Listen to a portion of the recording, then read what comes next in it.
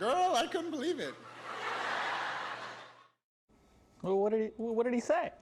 All right, former President Barack Obama there may have been joking, but there's some truth there. Let's be honest, many young adults would much rather text somebody than actually make that dreaded phone call when you got to hear their voice. In fact, 23 billion texts are sent worldwide each and every single day. That's 270,000 texts every second.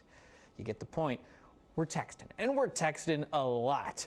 But some dread talking to people on the phone because they have telephobia. That's right, also known as phone anxiety.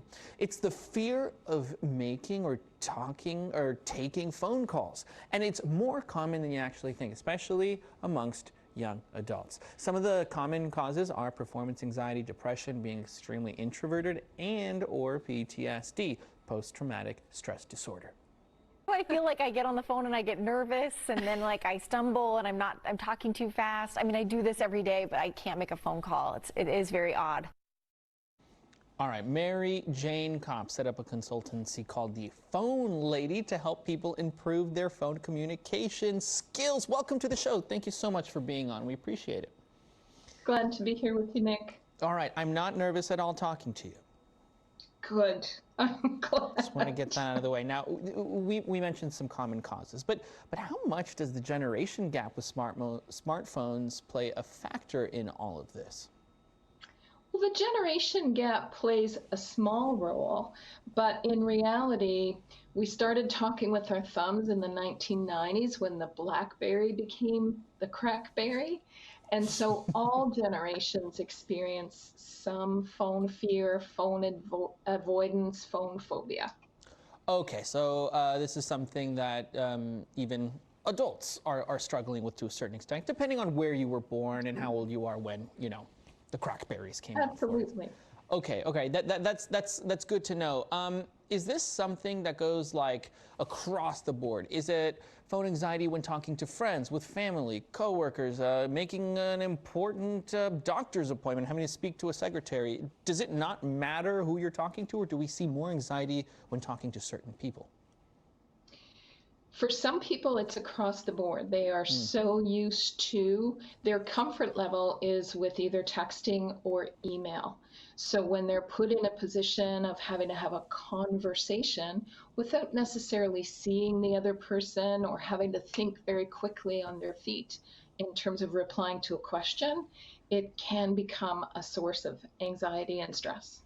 What's one thing to keep in mind if somebody wants to avoid that kind of anxiety and stress? Well, one thing to know is that talking on the phone is a skill. We didn't recognize it as a skill for many generations because we all had house phones. So as children, we learned how to answer the phone that was in the kitchen, and we learned how to make an outbound call. So we always had the skill. But again, because of technology, everybody has their own phone, and it's easy to actually go through a day, a week, a year, and never talk on the phone. So to avoid the anxiety completely, you have to practice talking on the phone. Sure, and if this is an issue, I'd also imagine that going up to strangers and sparking a random conversation at a cafe is probably something that people are also struggling with, especially when it comes to dating. I mean, people are using the apps, making it much more easy, and again, it's all text-based. You're getting to know somebody via text before you ever even go on a date with them. What do you fear? When you look, into the future and you assume that, we will continue going down this path, what worries you about a society that is mainly based on the screens as opposed to face-to-face? I think you've already encapsulated it by talking about talking to a stranger in a cafe. What concerns me is the fact that we're not having enough real-time conversations.